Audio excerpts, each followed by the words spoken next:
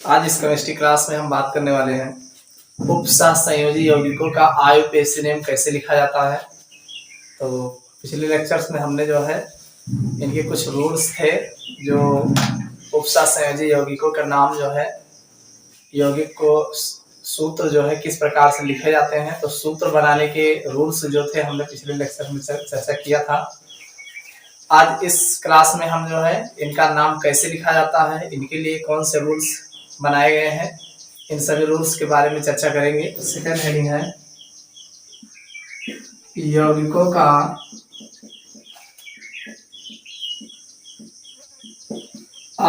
IUPAC नामकरण। यौगिकों का आईयूपीएसी नामकरण, इस पर हम चर्चा करेंगे। तो नामकरण करने में सबसे पहली बात हम इसका ध्यान रखेंगे, आयनों के नामकरण का क्रम। आयनों के नामकरण का क्रम यानी आयनों का नामकरण कैसे करोगे? सामान्य यौगिक की तरह हे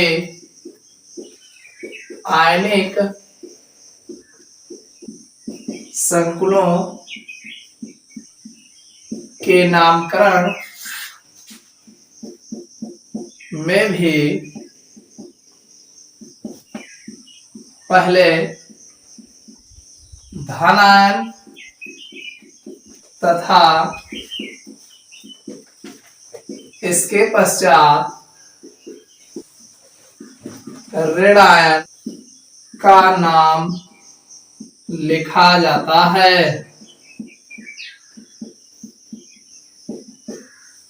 यानी जैसे सामान्य यौगिक होते हैं, तो सामान्य यौगिकों में सबसे पहले आयनिक यौगिकों का नाम जो लिखा जाता है, पहले धन आयन का नाम लिखा जाता है, फिर उसके बाद ऋण आयन का नाम लिखा जाता है। ऐसे यहाँ पर भी जो है जो उपसह संयोजी यौगिक होते हैं, आयनिक होते हैं, आयनिक यौगिक होते हैं, इनका भी नामकरण करने में पहले धन आयन का नाम लिखेंगे, उसके बाद फिर ऋण आयनों का नाम लिखा जाता है। जैसे अगर एग्जाम्पल की बात की जाए,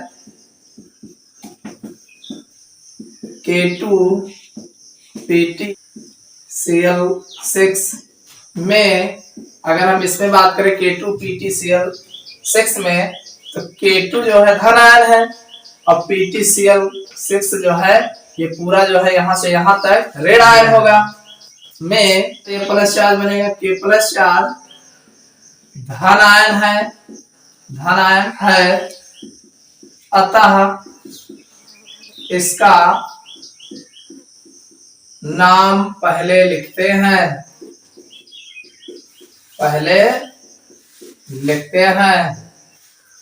बात समझ में आया? जैसे कोई उपसह संयोजी यौगिक लिखा होगा तो उसमें जो धन आयन होगा पहले उसका नाम लिखा जाएगा। अब दूसरी बात क्या है इसमें, अनआयनिक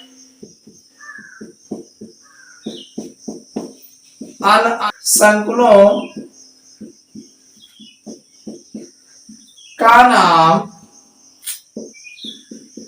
एक शब्द में लिखा जाता है।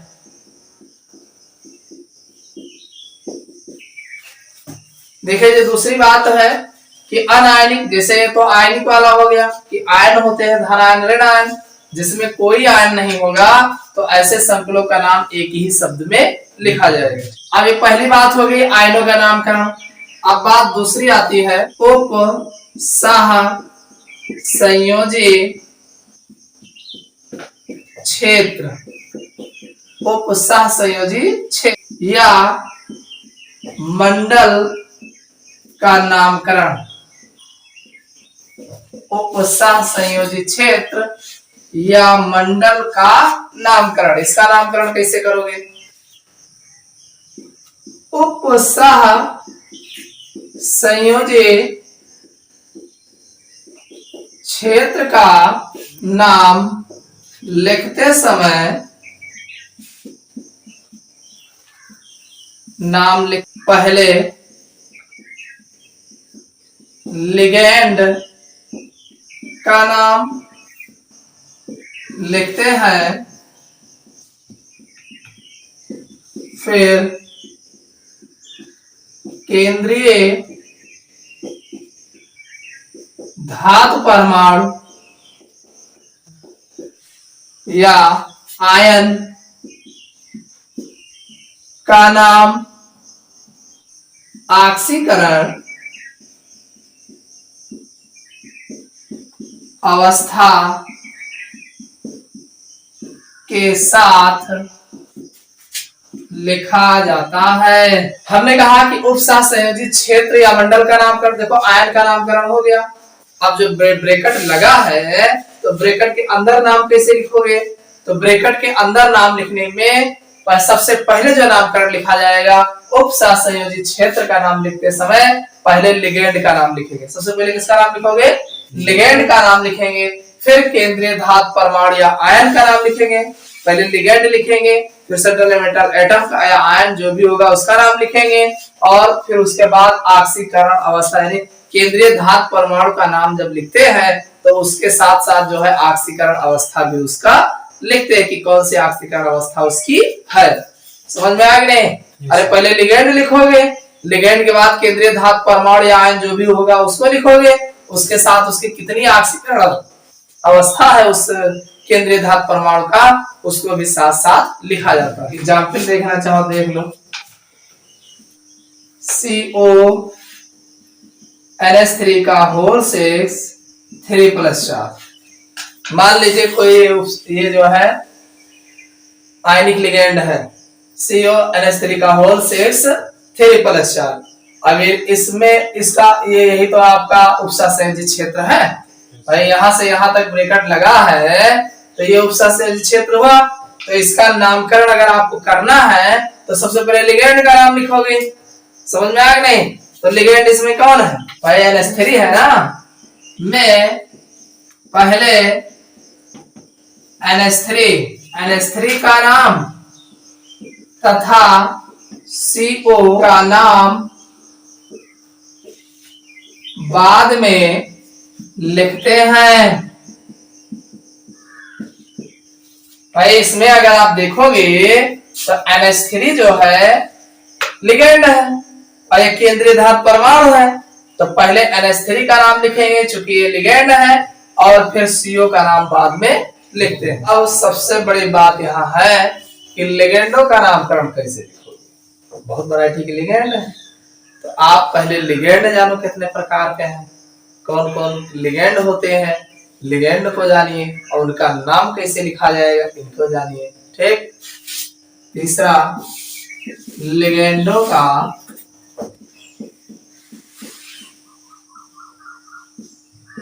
नामकरण। लिगेंडों का नामकरण संकुलों में केंद्रीय धातु आयन प्रायः ऋणायनिक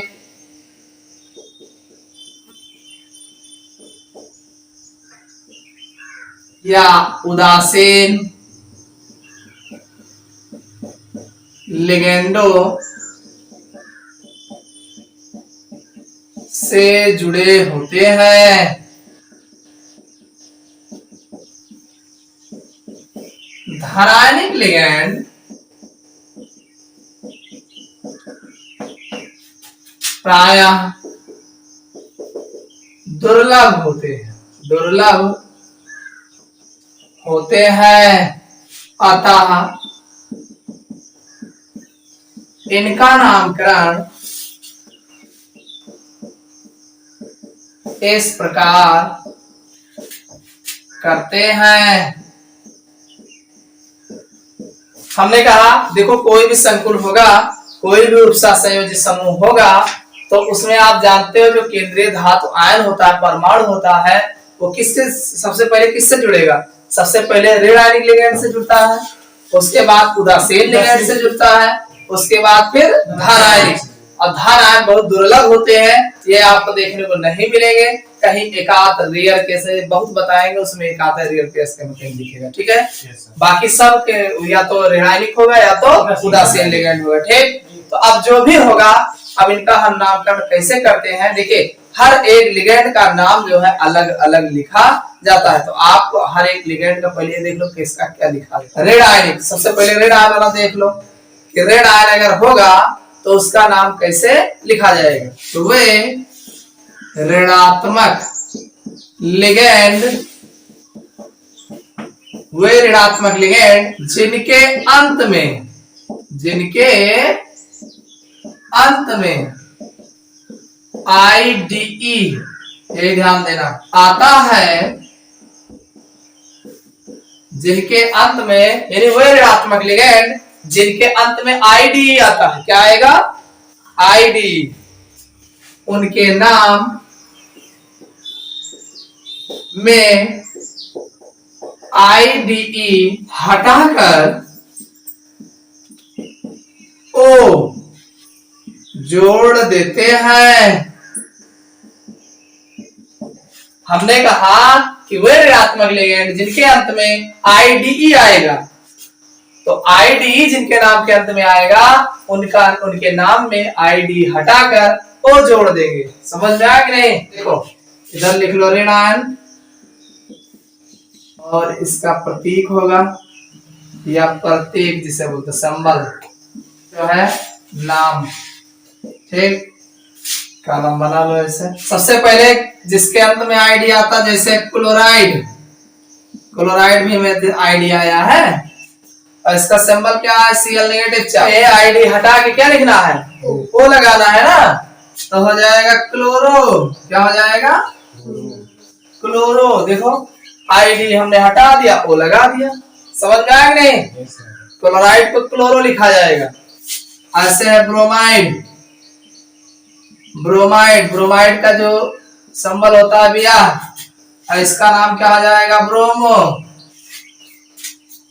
इसी तरीके से फ्लोराइड, इसका होगा F, तो ये हो जाएगा फ्लोरो। आयोडाइड, आयोडाइड का आई नेगेटिव, ये क्या हो जाएंगे? आइडो। सल्फाइड,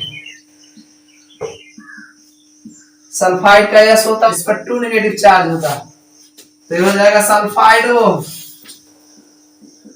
सल्फाइडो। इसी तरीके से नाइट्राइड, N 2 नेगेटिव चार्ज बनेगा नाइट्राइडो। साइनाइड,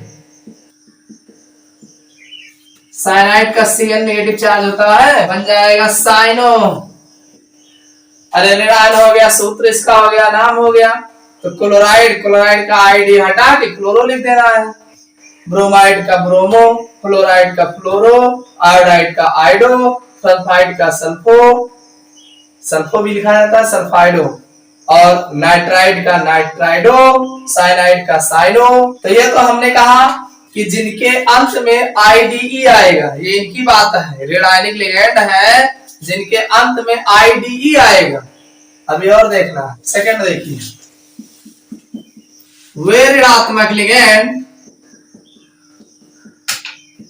ऋणात्मक लिगेंड जिनके अंत में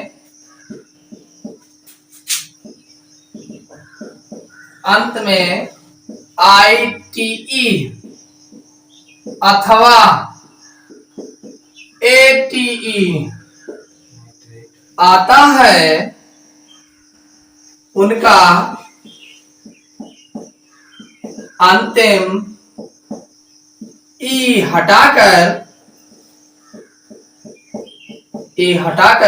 ओ जोड़ देते हैं। ई हटाकर ओ जोड़ देते हैं, कहने का मतलब ऋणात्मक लिगेंड जिनके अंत में या तो आईटी आ रहा हो या एटीई आ रहा हो, तो ऐसे लिगेंडों में से ई हटा करके ओ जोड़ देते हैं। जैसे तालिका बना लो, जैसे आपने नाम सुना होगा कार्बोनेट, कार्बो आखिरी में एटी आया। कार्बोनेट के फार्मूला होता है CO3 2 नेगेटिव चार्ज। तो इसका नाम क्या हो जाएगा? कार्बोनेटो। देखो हिंदी में लिखने में आपको दिक्कत होगी नाम, ठीक है, तो अंग्रेजी वाला लिखो, ज्यादा सही है। कार्बोनेट में से इसका जो फार्मूला होगा CO3 2 नेगेटिव चार्ज होगा और ई हटा करके वो लगा देंगे, कार्बोनेटो हो जाएगा। ऑक्सीलेट को पहचानोगे कैसे? C2O4 2 नेगेटिव चार्ज लिखा, तो ये हो जाएगा ऑक्सीलेटो। सल्फेट का होता है SO4 2 नेगेटिव चार्ज, बन जाएगा सल्फेटो। अगला है नाइट्रेट, इसका जो ग्रुप होगा NO3 नेगेटिव चार्ज, ये हो जाएगा नाइट्रेटो। होगा है सल्फाइट, इसका जो फार्मूला है SO3 2 नेगेटिव चार्ज, ये बन जाएगा सल्फाइटो। एसीटेट पहचानने के लिए CH3COO नेगेटिव चार्ज, तो ये हो जाएगा एसीटेटो।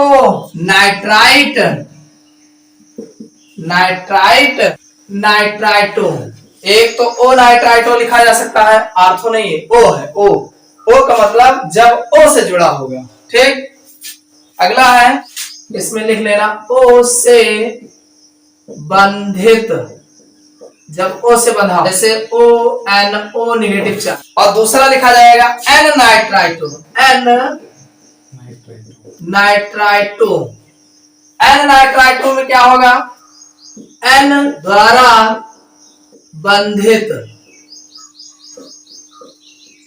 जब N द्वारा बना होगा तो N नाइट्राइटो लिखा जाएगा, और जब O द्वारा जुड़ा होगा तो O नाइट्राइटो लिखा जाएगा। समझ में आएगा ना? इसको ध्यान देना पड़ेगा भाई। कार्बोनेट है, देखो AT आया है, इसका मेन दो ही चीज है, एक तो ये क्या है, इसको जानना है, नहीं तो आज ये विषय में लिखा है, पता ही नहीं वो क्या लिखा है। तो ये कार्बोनेट जो होगा CO3 2 नेगेटिव चार्ज होगा, और कार्बोनेट का AT हटाए के वो जोड़ दिया एक बार, कार्बोनेटो। इसी तरीके से ऑक्सीलेट है, तो ऑक्सीलेट C2O4 2 नेगेटिव चार्ज होगा, तो हो जाए ऑक्सीलेटो। ऐसे सल्फेट है, तो SO4 2 नेगेटिव चार्ज होगा, तो सल्फेटो। ऐसे नाइट्रेट है, NO3 नेगेटिव चार्ज होगा, नाइट्रेटो। और इसी तरीके सल्फाइड होगा, तो SO3 2 नेगेटिव चार्ज होगा, सल्फेटो। इसी तरीके एसीटेट होगा, CH3CO नेगेटिव चार्ज होगा, एसीटेटो। इसी तरीके नाइट्राइट, जब मामला नाइट्राइट पे आएगा तब वहां पे दिक्कत होगी भाई। NO दो पॉसिबिलिटी बनती है, एक N से भी जुड़ सकता है, O से भी जुड़ सकता है, लेकिन जिससे जुड़े वो बताए कि कैसे जुड़ा है भाई। अगर O से जुड़ा होगा तो ऐसे लिखा रहे, ONO कह के लिखा रहे, और अगर N से जुड़ा होगा तो ऐसे लिखा रहे, NO2 लिखा रहे, ठीक। तो अगर O से जुड़ा होगा तो O नाइट्राइटो लिखा जाएगा, N से जुड़ा होगा तो N नाइट्राइट लिखा जाएगा। समझ में आ गया? कितना समझ में आ गया? देखे रहो, जाने रहा, जरूरत पड़ेगा। चलो तीसरा स्टेप इसका देख लो। उदासीन लिगेंड उनके सामान्य नाम से लिखे जाते हैं।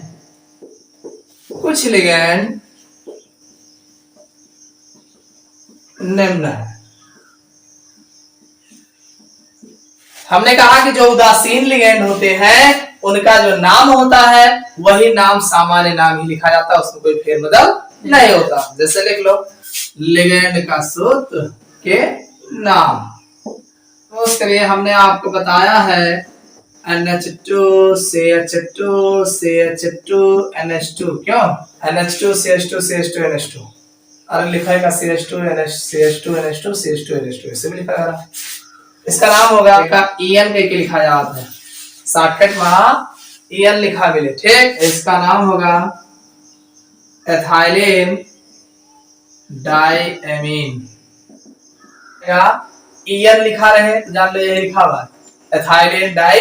इसी तरीके से आपको मिलेगा C5 H5N, ये है pyridine का, ज्यादा शॉर्टकट में क्या लिखा रहे हैं, PY लिखा रहे हैं, तो इसको लिखा जाएगा pyridine, pyridine हम लोग पर। C6H5 का होल थ्राइस P ऐसा लिख के आए, तो इसका नाम होगा ट्राइफेनिल फॉस्फेन। और मिल जाए है जैसे PH3 का लिखा मिल जाए तो इनको फॉस्फेन ही लिखा जाएगा, फॉस्फेन ऐसा लिखा मिल जाए आपका।